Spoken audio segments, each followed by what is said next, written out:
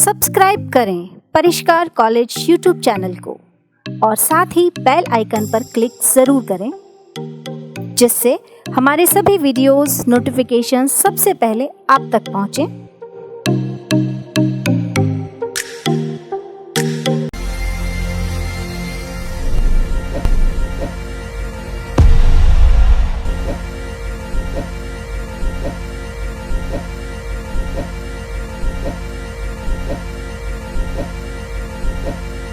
Hello students, my name is Tajal Yadav from Department of Commerce. I would like to welcome you all in our college and a step towards closer to your dreams. I hope you all are safe at your home. So let's start with the BCom part first year. The subject which I will going to teach you is entrepreneurship and small business management. I would like to clear one thing that my language will be the bi-language. I will be using bi-language. It means मैं हिंदी और English दोनों में mix करके पढ़ाऊंगी so that you guys will be comfortable in this. So let's start this. Again, I will repeat the subject I will going to teach is entrepreneurship and small business management. ये subject बहुत ही important subject है, मैं ये कह सकती हूँ. Why it is so important? Because अगर India में businessman नहीं होंगे तो products नहीं बनेंगे, products नहीं बढ़ेंगे तो इंडिया की GDP increase नहीं होगी और GDP increase नहीं होगी तो इंडिया की economy अच्छे level पे नहीं पहुँच पाएगी. So that's why entrepreneurship and small business management बहुत important है. इसलिए बोला जाता है be a job creator and not a job seeker. Job देने वाला बनो, ढूंढने वाला मत बनो. क्यों? क्योंकि जब आप खुद जॉब दोगे किसी को, when you are establishing a business and you are providing employment to others, तो definitely इंडिया की poverty reduce होगी और जो कि बहुत important है. तो इसलिए बोला है be a job creator and not a job seeker. इस subject की importance बच्चा अपन कोविड-19 के उसमें भी देख सकते हैं कि अपन जो अभी आत्मनिर्भर भारत का पैकेज लॉन्च हुआ था, प्राइम मिनिस्टर मोदी ने किया था, तो उस पर दो चीज़ों पे फोकस था. The very first thing is poverty class कि उनको अपन किस तरीके से रिवाइव कर पाए इस इकोनॉमी में, and then another one is businessman कि अपन किस तरीके से ज़्यादा इंडिया के बिजनेसमैन प्रोड्यूस कर पाए, ज़्यादा से ज़्यादा बिजनेस इंडिया में कर पाए, and we should not depend on the other countries कि अपन अदर कंट्रीज पे डिपेंडेंट नहीं हो. तो ये पॉलिसीज बहुत सारी गवर्नमेंट की आई थी जिसमें बताया गया था कि वो क्या क्या चीज़ें चाहती है कि ज़्यादा से ज़्यादा इंडिया में बिजनेसमैन हो ताकि इंडिया अच्छे खुद प्रोड्यूस कर पाए चीज़ें जो प्रोडक्ट्स हैं, ना कि they will be reliable on other countries. After this इसलिए ये सब्जेक्ट की इतनी ज़्यादा इंपॉर्टेंस है. एंड अगर अपन बात करें तो इट सर्वे के अकॉर्डिंग 40 करोड़ एंटरप्रेन्योर्स पूरे वर्ल्ड में है. कितना? 40 करोड़ एंटरप्रेन्योर्स, और उसमें से सिर्फ 3 करोड़ एंटरप्रेन्योर्स यूएसए के अंदर है जो कि लार्ज एंटरप्रेन्योर्स हैं. 40 करोड़ में से 3 crore entrepreneurs, large entrepreneurs USA के अंदर है. But when it comes to India में लार्ज एंटरप्रेन्योर्स बहुत कम है और स्मॉल बिजनेसेस बहुत ज़्यादा है. Small entrepreneurs are there in a very large scale and large entrepreneurs are very smaller in scale. तो इसलिए बोला गया है स्मॉल बिजनेस मैनेजमेंट की. अगर अपन बात करते हैं कि इंडिया में स्मॉल बिजनेसेस ज़्यादा है तो हम उस स्मॉल बिजनेसेस को how we will manage those business we will study in this particular subject. I hope this is clear now. So let's begin this. Before this, I would like to say please subscribe our Parishkar World YouTube channel and please hit the bell icon so that you can get the timely notifications of every video posted. Along with this, please subscribe our Parishkar College channel also and again hit the bell icon so that you can get the notifications. So the core subject, सबसे पहले मैं आपको बताना चाहती हूँ कि what is the structure of BCom, bachelor of commerce का university of Rajasthan में क्या स्ट्रक्चर रहता है. That I wanted to clear in your mind. Clear? So there are 3 parts बच्चा. 3 पार्ट्स होते हैं. That is BADM business administration, ABST accountancy and business statistics, and the last one is EAFM economics administration and financial management. So these are the 3 parts of BCom in Rajasthan University. And हर एक part में बच्चा there are 2 subjects. Like in BADM there are 2 subjects, in ABST there are 2 subjects, and in EFM there are 2 subjects. So there are total 6 subjects in your BCom part first year. In BADM there are 2 subjects, that is entrepreneurship and small business management that I will going to teach you, and the other one is business law. Then from ABST there are 2 subjects, corporate and financial accountancy and business statistics, And from EFM there are two subjects, business economics and Indian banking and financial system. So there are total 6 subjects in your BCom. I hope this is clear. Then that all are your core subjects. Now these are your compulsory subjects, and your compulsory subjects are general Hindi, general English, EVS and computer. Computer will be divided into 2 parts, theory and practical. 40 marks will be given to practical and 60 marks will be given to the theory. बच्चा make it clear, ये जो आपके compulsory subject है ये आपको 3 साल में clear करना होता है. देयर इज नथिंग कंपलसरी कि आपको फर्स्ट ईयर में क्लियर करना हो. आप 3 साल में कभी भी इन पेपर्स को क्लियर कर सकते हो एंड इट्स मैंडेटरी. इसके जो मार्क्स होते हैं you just need to pass this subject because इसके मार्क्स एड ऑन नहीं होते आपकी परसेंटेज में. It's just that you need to pass in these subjects. I hope this is clear. Core subjects and compulsory subjects. Then we are again further move to the examination pattern of University of Rajasthan. That what is the examination pattern? So this is the examination pattern. There are total 5 units. Total 5 units होगी हर subject में. In all the 6 subjects, your whole syllabus is divided into 5 parts. 5 units, we can say that unit 1, unit 2, unit 3, unit 4 and unit 5. And from each unit there will be 2 questions in exam. Question number 1 or question number 2. You need to solve any one. So means अगर आपको question number 1 आता है, you go for question number 1, and if you know question number 2, then you go for question number 2. It's up to you. And that consists of 20 marks. ठीक है, तो इस तरीके से. Then again unit number 2, वही 20 marks का एक question होगा और you need to attempt from question number 1 or question number 2 any one question. Then again it goes from unit for unit 3rd and unit 4 and unit 5. इस तरीके से the total marks will be the 100. I hope this is clear कि your syllabus is divided into 5 major parts, that is unit 1, unit 2, unit 3, unit 4 and unit 5, and from each individual unit there will be 2 questions. Clear?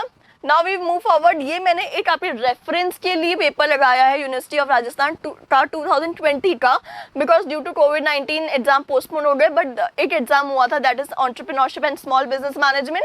So I have inserted a paper for that so that आपको gist मिल जाएगा कि अच्छा इस तरीके का paper आता है. See this is unit 1. There are 2 question, this question or this question. You need to attempt any one question from unit 1. Then again it's from unit 2, this question and this question you need to attempt any one again. Then from unit 3rd there are again 2 questions, this and this you need to attempt any one question. Then unit 4 there are 2 questions, this and this you need to attempt any 2 questions, any one question. Now this ये हिंदी में भी आएगा बच्चों और English में भी आएगा, दोनों में लिखा हुआ आएगा. Then again from unit 5 there are 2 questions, this or this you need to attempt any one. I hope आपको ये पेपर का पता चल गया ये किस तरीके का यूनिवर्सिटी ऑफ राजस्थान में पेपर आता है. Now we will discuss the syllabus. So मैं आज syllabus डिस्कस करूँगी आपके साथ जिसका entrepreneurship and small business management का. So the very unit 1 consists of concept of entrepreneurship. Concept of entrepreneurship means what is entrepreneurship. Entrepreneurship होता क्या है, उसके बाद में क्या रोल होता है entrepreneurship का. Role of entrepreneurship means importance of entrepreneurship in India. Why it is so important in India. Then types of entrepreneurship, what are the different types of entrepreneurship and what are the different types of enterprises are there. And then entrepreneurship traits. Traits means qualities. कि being an entrepreneur, अगर आप entrepreneur हैं और entrepreneurship कर रहे हैं तो आपके अंदर क्या क्या क्वालिटीज़ होनी चाहिए, what all are sorts of traits you should have. Then entrepreneurship and manager problem of entrepreneurship कि what all sorts of the problem you have to face in entrepreneurship. तो जब importance पढ़ रहे तो limitations तो पढ़नी पड़ती हैं. Then from in unit 2 there are two chapters. First is entrepreneurship training and development कि इंडिया में किस तरीके से entrepreneurship की ट्रेनिंग होती है, कितने टाइप्स की ट्रेनिंग होती है, कैसे होती है, और इंडिया में entrepreneurship के डेवलपमेंट के बारे में किस तरीके से अपन होता है, किस तरीके से उनका डेवलपमेंट होता है, उसके बारे में पढ़ेंगे इसमें. Then government encouragement to entrepreneurship. What all sorts of the subsidies, policies are there for the entrepreneurship. कि entrepreneurs के लिए क्या क्या गवर्नमेंट सब्सिडीज देती है, क्या क्या पॉलिसीज देती है, क्या क्या कंसेशंस देती है, रिबेट्स देती है कि ज़्यादा से ज़्यादा entrepreneurs डेवलप हो इंडिया के अंदर. ठीक है. फिर from in unit 3rd we will study concept of small and medium enterprises. मैंने आपको बताया कि कितना ज़्यादा इंपॉर्टेंट है India when we come to और when we talk about India. तो in India there are so many, मतलब लार्ज एंटरप्रेन्योर्स कम है and there are many small entrepreneurs बहुत ज़्यादा है। तो उनके बारे में पढ़ना जरूरी है कि क्या वो, मतलब उनकी जो एंटरप्राइजेज होती है। तो बेसिकली एंटरप्राइज तो 3 पार्ट्स में डिवाइड होता है बच्चा। एक होता है माइक्रो, एक होता है स्मॉल और एक होता है मीडियम। तो अपन बेसिकली इस वाले यूनिट में पढ़ेंगे कि स्मॉल और मीडियम एंटरप्राइजेस का क्या कॉन्सेप्ट है। उसके बाद रोल ऑफ एसएमईज मतलब स्मॉल मीडियम एंटरप्राइजेस की क्या इंपॉर्टेंस है। If they are in so any huge number, अगर इतने ह्यूज नंबर में अपने स्मॉल एंटरप्रेन्योर्स हैं, then what is the importance of those entrepreneurs, ठीक है। Then policies governing small enterprises in India for developing small enterprises. For small enterprises क्या क्या government की पॉलिसीज रहती है उनको बढ़ाने के लिए, क्योंकि स्मॉल एंटरप्राइजेज वो एंटरप्राइजेज भी होती है जो आज स्टैब्लिश हुई, नहीं चली तो after 1 year they will shut down. तो वो शट डाउन नहीं करे और ज़्यादा से ज़्यादा बिजनेस डेवलप हो इंडिया के अंदर, तो उसके लिए गवर्नमेंट की क्या क्या पॉलिसीज है, we will study in this particular chapter. Then in unit 4 we will study startup process of small enterprise. If you need to start a small enterprise, then what is the procedure you need to follow for their startup. Then organization structure of small scale, कि मतलब आप अगर small scale पे business कर रहे हो तो क्या structure है, क्या structures है, मतलब proprietorship है, पार्टनरशिप है, कंपनी फॉर्म है, सो विल कॉर्पोरेट एंटरप्राइज है, जॉइंट वेंचर है, फ्रेंचाइजी है। तो मतलब इसमें हम ये देखेंगे कि क्या ऑर्गेनाइजेशन स्ट्रक्चर रहता है स्मॉल एंटरप्राइजेस का इंडिया के अंदर। Then taxation benefit and concession, that what all are the taxations, what all are the concessions are there for the enterprises or for the entrepreneurs in India, ताकि वो ज़्यादा से ज़्यादा नंबर में produce हो, इसलिए बोला है। This comes in unit number 4. Then we come on to the unit number 5, and in unit number 5 it consists of again management of small business enterprises, how we will manage those small business enterprises. जो छोटी छोटी enterprises जो अपन खोल लेते हैं, अगर अपने father ने कोई दुकान खोल ली है या फिर मैंने कोई शॉप खोल ली है, तो उसको अपन किस तरीके से मैनेज करेंगे। देन फाइनेंशियल इंस्टीट्यूशंस का क्या मेल होगा, बैंक्स का क्या मेल होगा, बैंक्स का क्या रोल होगा, बैंक्स आपको किस तरीके से कंसेशन देगा अपने इंटरेस्ट रेट के अंदर, किस तरीके से आपको लोन प्रोवाइड करवाएगा एंटरप्रेन्योर्स को, वो अपन इसमें पढ़ेंगे, ठीक है। तो ये था बच्चा अपना सिलेबस जो I have discussed with you कि, and that is why I told you कि ये बहुत अच्छा सिलेबस है। अपन हर चीज़ पढ़ेंगे, एंटरप्रेन्योरशिप क्या होता है, एंटरप्राइज क्या होता है, उसके बाद में अपन पढ़ेंगे गवर्नमेंट की क्या पॉलिसीज है, ताकि इन फ्यूचर में जब आप बिजनेस करने जाओगे तो आपको पता होना चाहिए क्या स्टार्टअप प्रोसेस रहेगा, मैं किस तरीके से स्टार्ट करूँगा, क्या क्या पॉलिसीज है मेरी गवर्नमेंट की, क्या कंसेशंस मुझे मिल सकते हैं, किस बैंक से मिल सकते हैं। So these all sorts of all are the things which we are going to clear. Okay, now this is the previous year question. आज अपन चैप्टर नंबर 1 कवर कर रहे हैं बच्चे, that is, and in chapter number 1 में एक part clear कर दूँ, that is concept of entrepreneurship. तो चैप्टर नंबर 1 में से जो पिछले साल क्वेश्चन आए हुए फ्रॉम पास्ट 5 years, वो में अपन डिस्कस करते हैं। First is what is entrepreneurship, ये हर साल आता है, एवरी ईयर, मतलब इसके आगे भी क्वेश्चन रहता है, फॉर इसके आगे क्वेश्चन और आएगा। ऐसा नहीं है सिर्फ इंडिविजुअली ये क्वेश्चन आता है, नहीं ऐसा नहीं होता। ये व्हाट इज एंटरप्रेन्योरशिप 8 मार्क्स का भी आ जाता है, कभी कभी 10 मार्क्स का भी आ जाता है, और इसके साथ वाला क्वेश्चन फिर 10 मार्क्स का आता है। तो व्हाट इज एंटरप्रेन्योरशिप तो हर बार आया every year, so that's why it is so important entrepreneurship क्या होता है। उसके बाद में जो क्वेश्चन होगा वो तो आपको लिखना ही है। साथ में explain the types of entrepreneurship, कितने टाइप्स के एंटरप्रेन्योरशिप होता है, ये RU 2016 और RU 2019 के अंदर आया हुआ है। तो इस तरीके से आता है, what is entrepreneurship, explain the types of entrepreneurship, और टाइप्स ऑफ एंटरप्रेन्योरशिप को एक्सप्लेन करो, तो वो 20 मार्क्स का बना देते हैं। 5 मार्क्स का आपका एंटरप्रेन्योरशिप रहेगा और 15 मार्क्स का आपका टाइप्स ऑफ एंटरप्रेन्योरशिप रहेगा। So this is so important, today we will discuss this, what is entrepreneurship, entrepreneurship का कॉन्सेप्ट, उसके मीनिंग, उसके कैरेक्टरिस्टिक्स पढ़ेंगे। तो प्लीज ध्यान से पढ़िएगा, because this is so much important from examination point of view.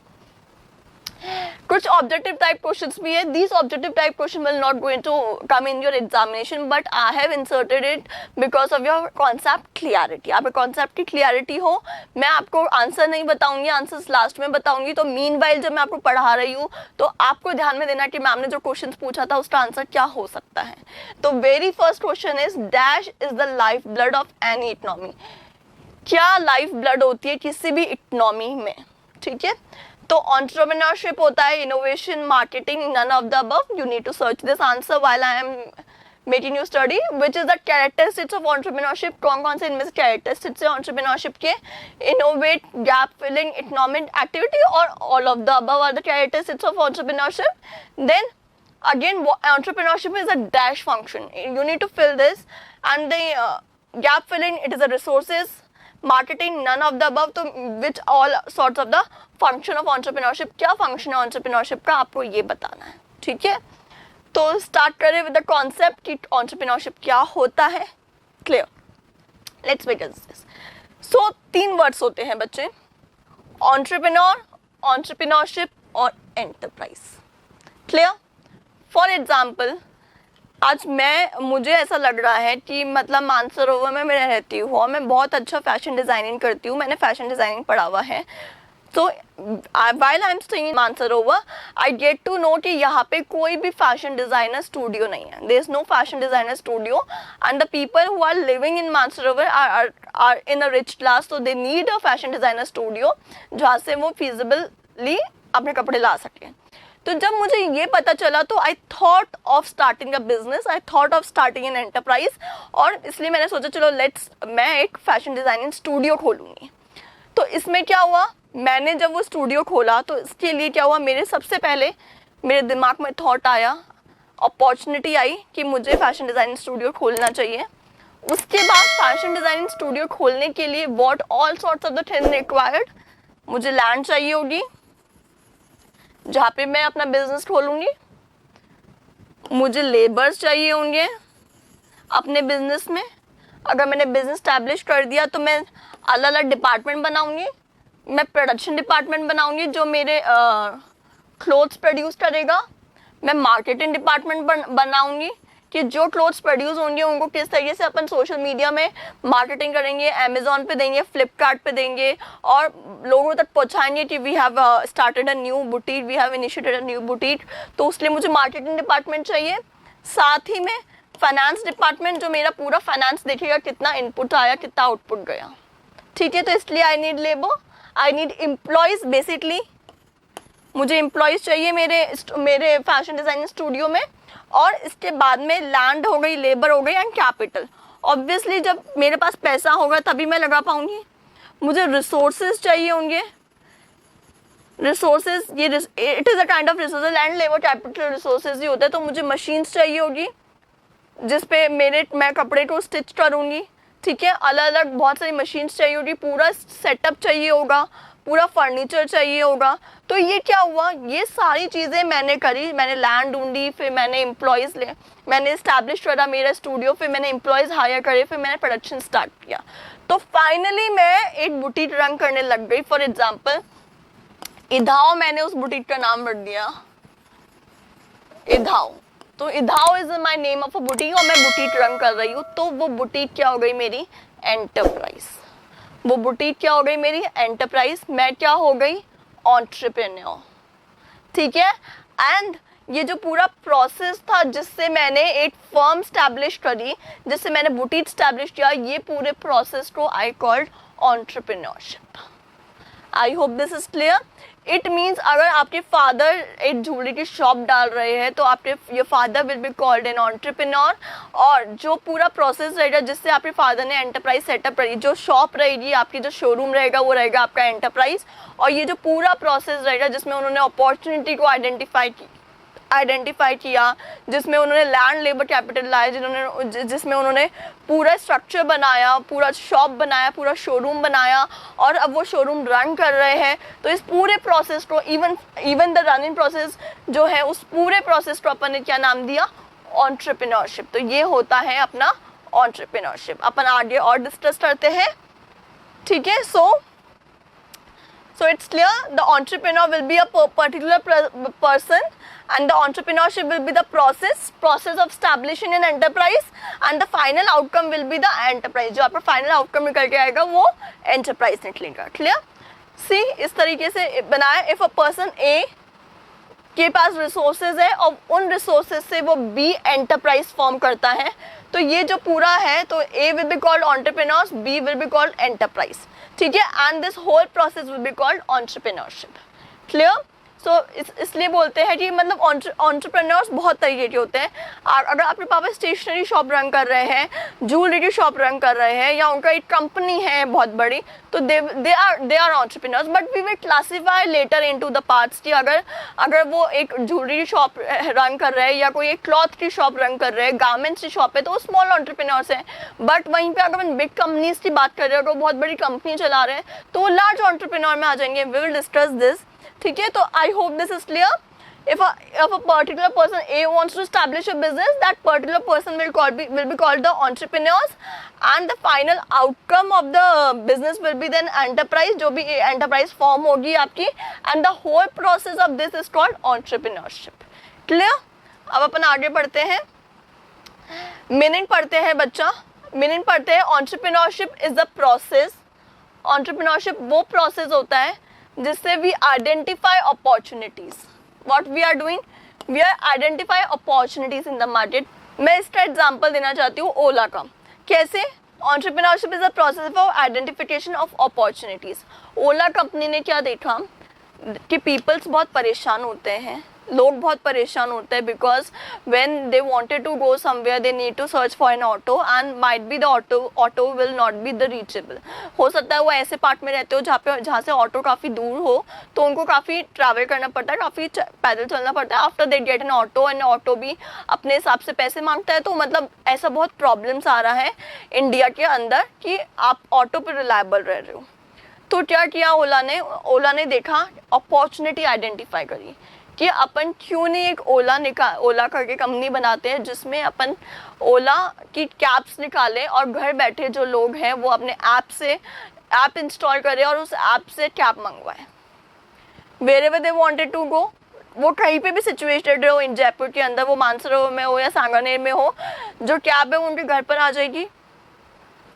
Also with this they will came to know पहले से कि what will be the fair price, कि क्या फेयर रहेगा ऑटो का, so that they don't need to bargain it. ठीक है, ताकि बार्गेन की करने की जरूरत नहीं पड़ी. तो इसलिए entrepreneurship is a process of identify opportunities. ओला ने अपॉर्चुनिटी आइडेंटिफाई करी इन द मार्केट प्लेस. कहाँ पे आइडेंटिफाई करी? मार्केट में आइडेंटिफाई करी कि what all sorts of the problem peoples are facing right now with the auto, and arranging resources. then उसने resources arrange करे, उन्होंने कंपनी एस्टैब्लिश करी, कैब्स उन्होंने काफ़ी ज़्यादा खरीदी या रेंट पे ली, whatever the scene is. तो ये क्या हुआ, ये रिसोर्सेज हुए. क्यों करी? क्योंकि वो एक्सप्लॉइट कर पाए अपॉर्चुनिटीज़ की, जो अपॉर्चुनिटीज़ हैं, और लॉन्ग टर्म गेन कर पाए. कि हम लोग क्या किया, ओला ने दोनों चीज़ें कर दी. एक तो उसने अपना तो प्रॉफिट वो कमा ही रहा है, प्रॉफिट अर्न हो रहा है ओला का, और साथ ही साथ में उन्होंने क्या किया, पीपल की प्रॉब्लम सॉल्व कर दी. Problem of getting an auto on time, तो वो प्रॉब्लम सॉल्व हो गई. तो इसकी वजह से क्या हुआ, ओला का बिजनेस चला. ओला की कंपनी है एक, इतने लोग एम्प्लॉयड है उसके अंदर, इतने लोगों का एम्प्लॉयमेंट टिका हुआ है ओला पे. तो ये क्या हुआ बच्चा, इसलिए मैंने बोला है be a job creator and not a job seeker. Job creator बनोगे तो you will give the employment to others. Clear? So this is the definition of entrepreneurship, that entrepreneurship is the process of identifying opportunities को identify करो, market place पे resources को arrange करो, ताकि आप उन अपॉर्चुनिटीज का पूरा फायदा उठा पाओ, और you earn a lot of gain and you earn a lot of profit. This is the meaning of entrepreneurship. Clear? अपन और अच्छे से पढ़ते हैं इसको. So entrepreneurship is the process. वो क्या प्रोसेस होता है, प्लानिंग करने का, that what business I will going to do, where I will going to do, from when I will going to do. ठीक है, वो प्लानिंग करना, ऑर्गेनाइजिंग करना, जितने भी रिसोर्सेज मुझे चाहिए वो सब लेकर आना. ठीक है, ऑपरेट करना, फाइनली उस बिजनेस को ऑपरेट करने लग गए, आप चलाने लग गए, और उसको रिस्क को अज्यूम करना। ऑब्वियसली जहाँ एंटरप्रेन्योर की बात होती है, एंटरप्रेन्योरशिप की बात होती है, वह रिस्क तो जरूर होता ही है। इट माइट कैन हैपन कि आपका बिजनेस फेल हो जाए। तो इसलिए बोला है बिजनेस को जब रन करते हैं तो वो प्रोसेस भी अपना एंटरप्रेन्योरशिप ही कहलाया जाता है। तो इसलिए बोला है entrepreneurship is the process of plan करना, ऑर्गेनाइजिंग करना, ऑपरेटिंग करना and assuming the risk of a business venture. उस बिजनेस वेंचर का रिस्क को अज्यूम करना भी एंटरप्रेन्योरशिप ही होता है। I hope this is clear. Again definition is it is the investing and risking. What you are investing? Time, your time is going, your money you are investing and the effort। तीन चीजें बच्चा आप invest कर रहे हो। क्या आप अपना टाइम इन्वेस्ट कर रहे हो, आप अपना मनी इन्वेस्ट कर रहे हो and obviously you are investing your efforts. ये तीन चीजें आप इन्वेस्ट कर रहे हो ताकि you start a business and make it successful, ताकि आप एक बिजनेस स्टार्ट कर पाओ और उस बिजनेस को सक्सेसफुली रन कर पाओ और उससे आपका प्रॉफिट जनरेट हो। इसलिए अपन बोले हैं इसको बोलते हैं अपन एंटरप्रेन्योरशिप। तो एंटरप्रेन्योरशिप वो प्रोसेस होता है जिसे अपन प्लान करते हैं, ऑर्गेनाइज करते हैं और अपना बिजनेस रन करते हैं ताकि अपन प्रॉफिट कमा पाए। I hope this is clear. उसके बाद में one more definition, it is creating wealth. अपन क्या कर रहे हैं बच्चा? It is a creating wealth. Wealth से मतलब अपन पैसा ही तो कमा रहे हैं, अपन वेल्थ ही तो जनरेट कर रहे हैं। तो it is creating wealth to bring in. कैसे वेल्थ क्रिएट कर रहे हैं? By bringing together. क्या क्या साथ में ला रहे हैं? रिसोर्सेज। अब कितने तरह के रिसोर्सेज ला रहे हैं? मटेरियल रिसोर्सेज, जब मुझे बुटीक अब लाना था तो मुझे फैब्रिक का मटेरियल लाना पड़ा। फाइनेंशियल रिसोर्सेज, मैंने मेरे पैसे लगाए उसके अंदर, I need a lot of money in that. After that, human resources, I have hired a lot of employees for working in my organization, and intellectual resources कि आपका mind भी उसमें जा रहा है। Your mind is also one kind of a resources। तो ये क्या हुआ बच्चा? It is a creating wealth। तो by मतलब इन सारी resources से मैं क्या कर रही हूँ? I am creating wealth for me, I am creating profit for me। So it is creating wealth by bringing together resources in a new way to start and operate an enterprise, ताकि मैं एक business को start कर पाऊँ और उसको run कर पाऊँ। ये था अपना मीनिंग ऑफ एंटरप्रेन्योरशिप कि व्हाट इज एंटरप्रेन्योरशिप, एंटरप्रेन्योरशिप बच्चे होता क्या है। I hope this is clear. Now we will see the characteristics of entrepreneurship. So characteristics बोलो या नेचर बोलो और you can call them features. This is all same characteristics, nature bolo, feature bolo, it's one and the same thing. Please don't get confused in your examination. They can ask you what are the nature of entrepreneurship, and I will like to clear one thing, that whenever the question arises what is entrepreneurship, you need to give the definition of entrepreneurship and you need to explain at least 10 characteristics of entrepreneurship. This is mandatory कि जब भी entrepreneurship की definition आएगी, you need to give the meaning of entrepreneurship and then explain 10 characteristics of entrepreneurship. So now we'll begin this. So there are two characteristics, that is general nature and specific aspect. Clear? The very first characteristic is economic activity. What is economic? Economic क्या होता है? Economic का मतलब होता है goods का production और distribution. कि आप गुड्स को प्रोड्यूस कर रहे हो और डिस्ट्रीब्यूट कर रहे हो, उसी को अपन कहते हैं इकोनॉमिक। तो इकोनॉमिक एक्टिविटी क्यों बोला गया है एंटरप्रेन्योरशिप को? क्यों? क्योंकि इसमें क्या हो रहा है, आप गुड्स प्रोड्यूस कर रहे हो, सर्विस दे रहे हो और वो आगे डिस्ट्रीब्यूट कर रहे हो, तो इसलिए इसको इकोनॉमिक एक्टिविटी बोला गया है। The very first point is entrepreneurship is a wealth producing task. Wealth producing task means आप मनी बना रहे हो, आप मनी जो आ रहा है, आपका प्रॉफिट जो आ रहा है, उस प्रॉफिट से आप वेल्थ बना रहे हो, आप और लैंड खरीद रहे हो, आप और ज़्यादा बिजनेस में इन्वेस्ट कर रहे हो, तो वो जो प्रॉफिट आ रहा है that is entrepreneurship is a wealth producing task. आप वेल्थ गेन कर रहे हो। एग्जाम्पल, रिलायंस इंडस्ट्रीज, अभी वाला क्वार्टर गया बच्चा, उसमें Reliance industries profit rises to 31%। कितना राइज हुआ उनका प्रॉफिट?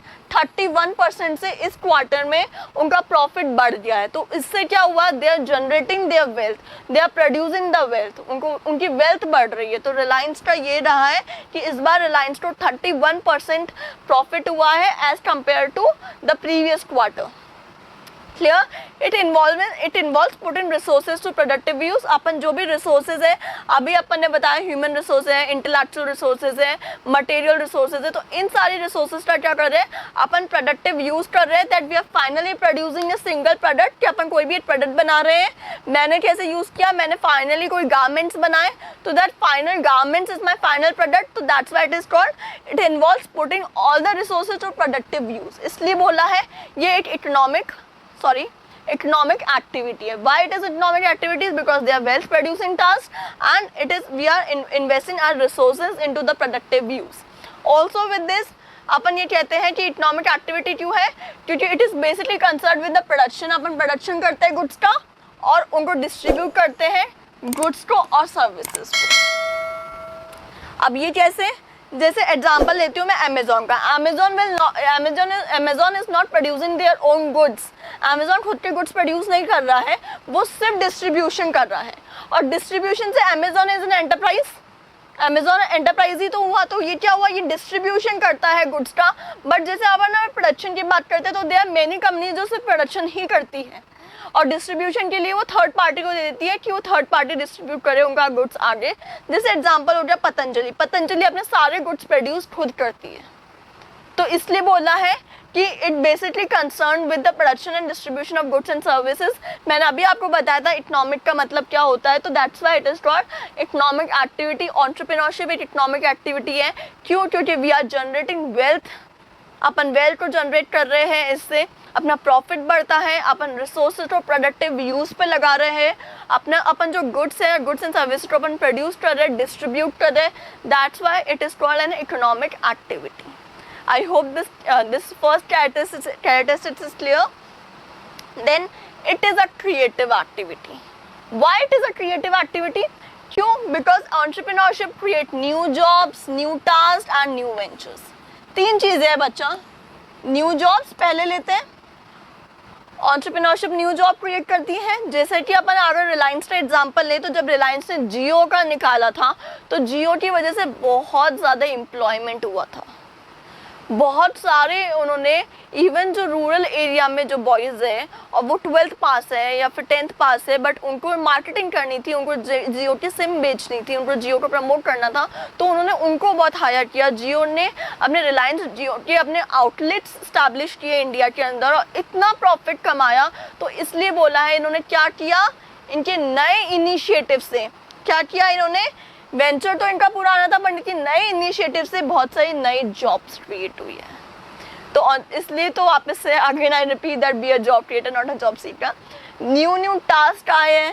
पहला टास्क कुछ और था, जब जियो था, रिलायंस था, पहले टेक्सटाइल में था, फिर पेट्रोकेमिकल में आया, तो इस तरीके से चेंज होता चला गया. तो न्यू टास्क ऐड ऑन होते चले गए. तो बिजनेस में यही तो होता है, जब आप एक बार बिजनेस करते हो आप उसको आगे और एक्सपैंड करते जाते हो. इसलिए बोला है entrepreneurship creative new jobs, new task and new ventures. And finally एक नए वेंचर भी क्रिएट होते हैं. क्यों? न्यू कंपनीज आती हैं. जब एंटरप्रेन्योरशिप आप करते हो, पूरा प्रोसेस आप करते हो, उससे नई कंपनी स्टैब्लिश होती है, उसी को अपन कहते हैं it is a creative activity. I hope this is clear. Then the other one is purposeful activity. Why it is called purposeful activity? Her business करने का एक मकसद होता है. मैंने बिजनेस किया कि मुझे प्रॉफिट कमाना है, क्योंकि मानसरोवर में कोई बुटीक नहीं है. आप बिजनेस कर रहे हो क्यों? आप चाहते हो मैं मेरे कंपटीशन को आउट ऑफ मार्केट कर दूं और मैं ही मार्केट का राजा बनूं. कोई और बिजनेस कर रहा है तो हो सकता है वो एनजीओ चला रहा हो सकता है कॉर्पोरेट एंटरप्राइज चला रहा हो, जिनका उनका पैसा प्रॉफिट कमाना is not a main objective, but to serve the society is a main objective. कि सोसाइटी को हम सर्व करेंगे, प्रॉफिट हम चाहे कम कमा लें. तो हर एक्टिविटी, हर बिजनेस का बेटा एक पर्पस होता है. वो बिजनेस एक पर्पस की वजह से ही चलता है. मैं एक अमेजोन का आपको पर्पस बताना चाहती हूँ. अमेजोन बोलता है we aim to be earth's most customer centric company. ठीक है. Our mission is to continuously raise the bar of the customer experience by using the internet and technology to help customers find, discover and buy anything and empower business and content creator to maximize their success. It means Amazon का क्या purpose है कि वो घर बैठे हर एक जो people है वो घर बैठे कोई भी प्रोडक्ट अपनी टेक्नोलॉजी अपने इंटरनेट की सहायता से मंगा सकते हैं, इंटरनेट की यूज़ से मंगा सकते हैं. They don't need to go physically anywhere.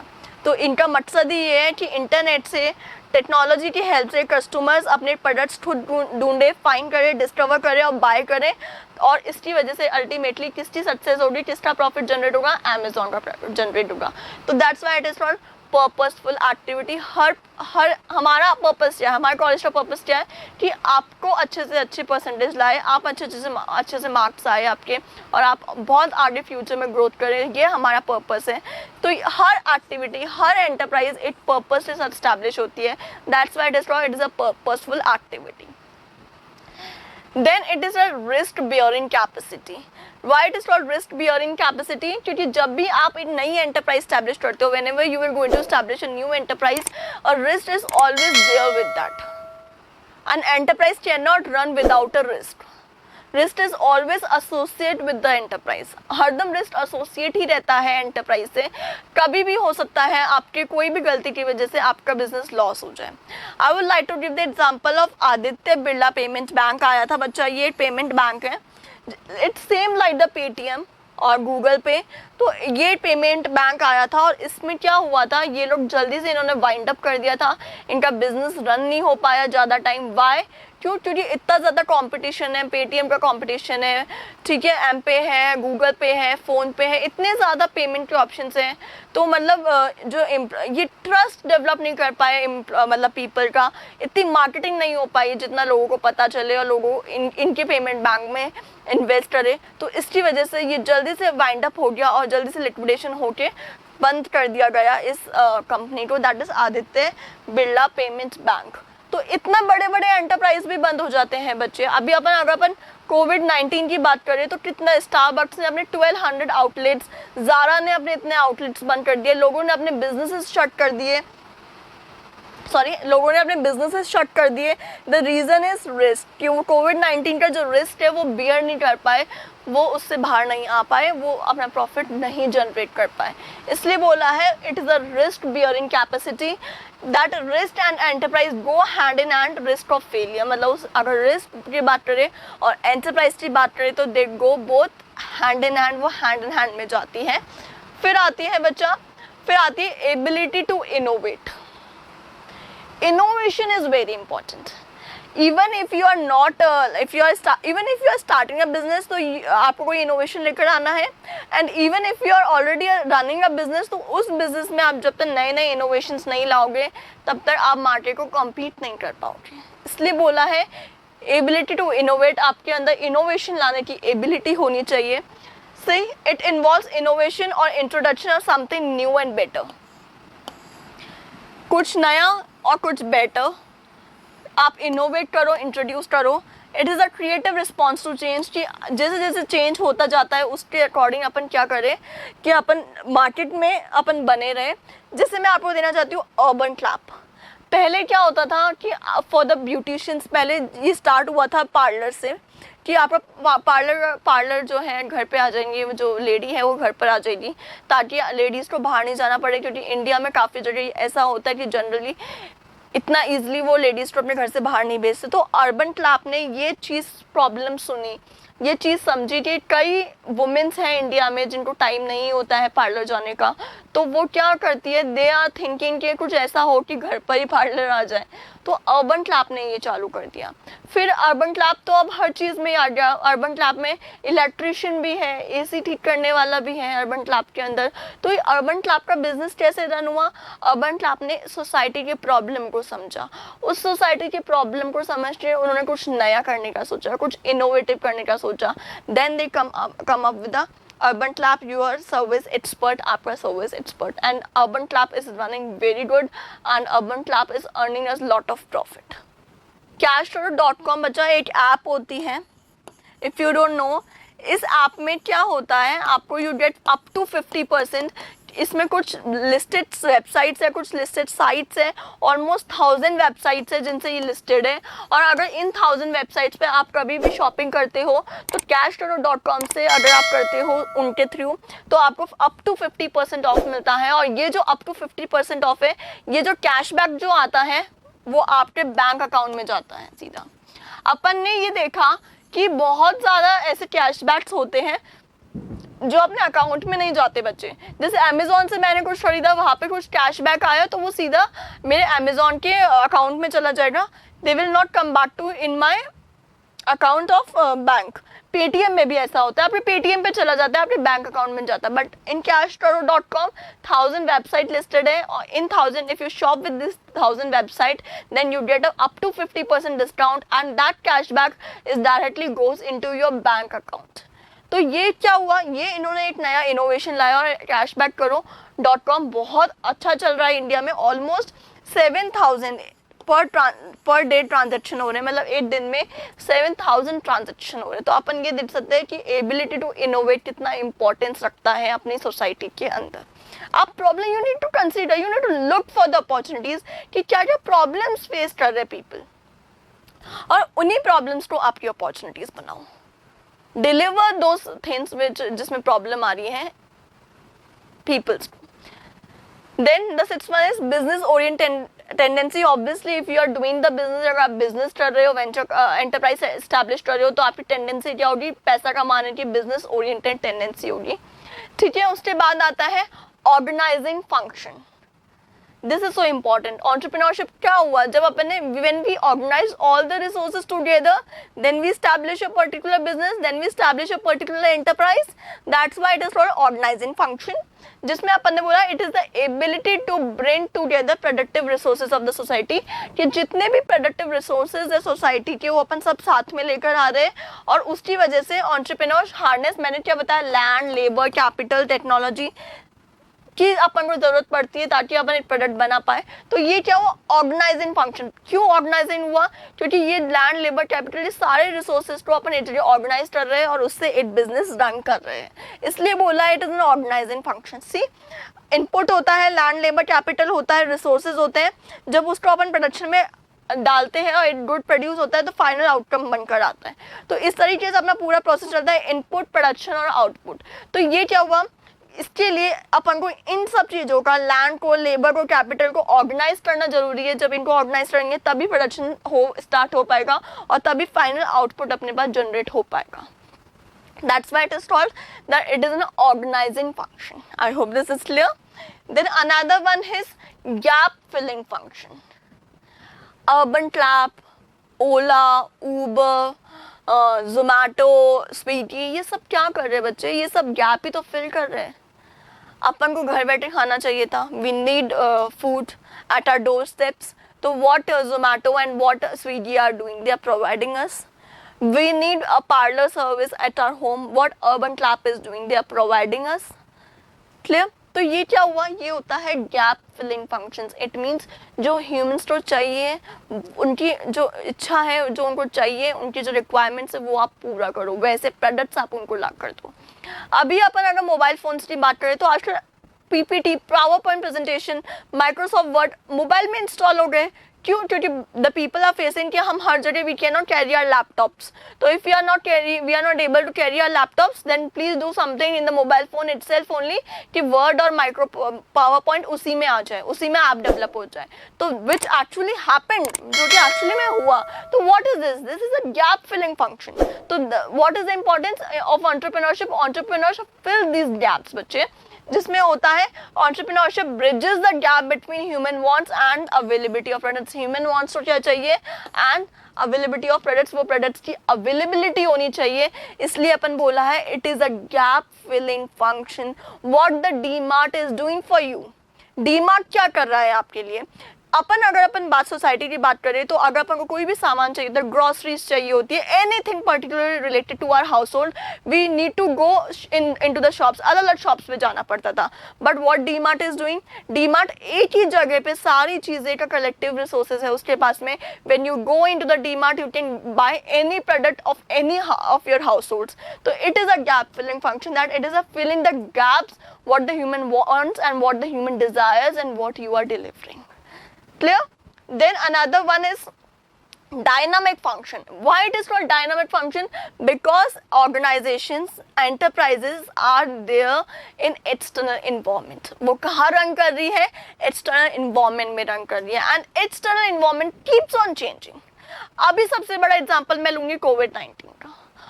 कोविड-19 की वजह से बच्चों बहुत बिजनेसेस सफर हुए, बहुत बिजनेसेस शट डाउन हो गए हैं, बहुत बिजनेसेस लॉस की स्टेज पे चले गए हैं. क्यों? क्योंकि ये डायनामिक फंक्शन है. बाहर का एक्सटर्नल एनवायरनमेंट आपके बिजनेस को सफर करेगा.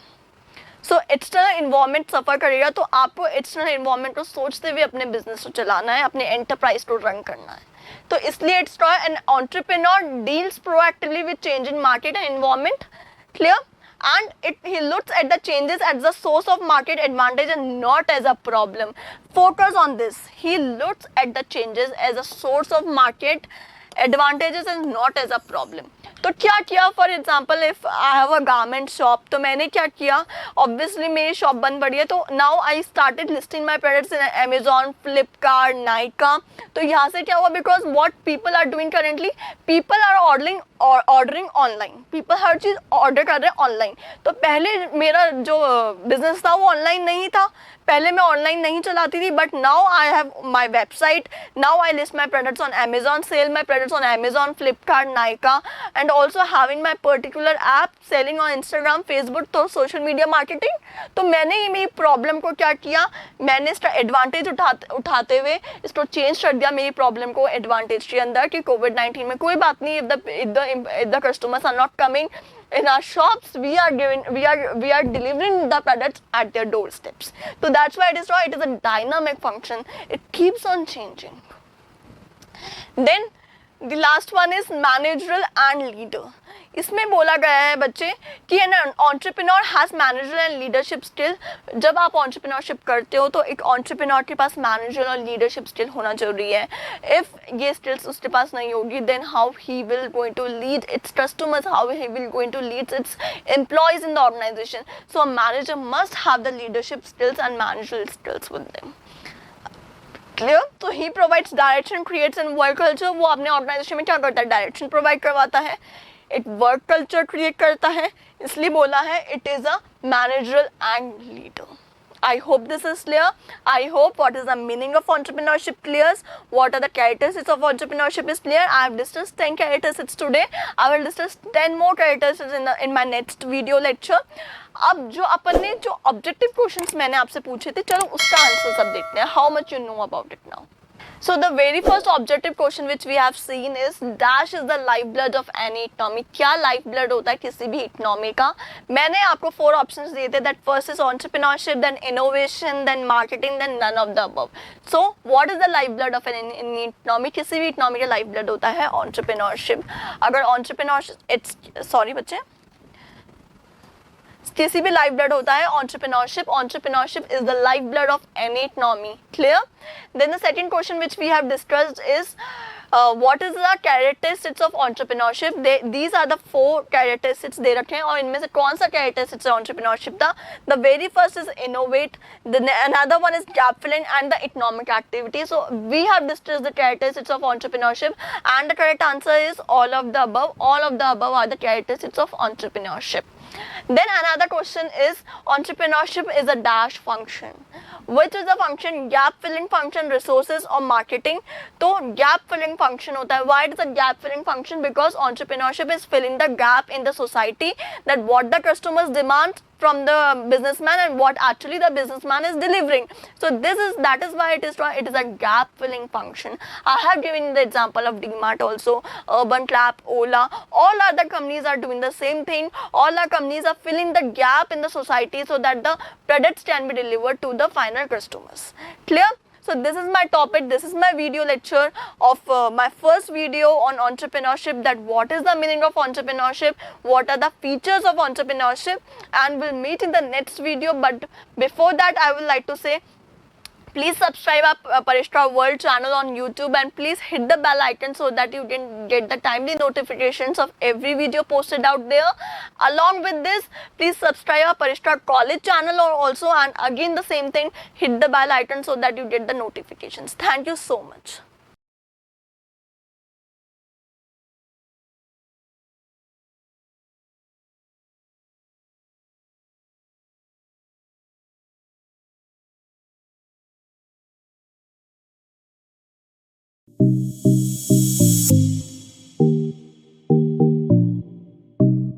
सब्सक्राइब करें परिष्कार कॉलेज यूट्यूब चैनल को और साथ ही बेल आइकन पर क्लिक ज़रूर करें, जिससे हमारे सभी वीडियोस नोटिफिकेशन सबसे पहले आप तक पहुंचें।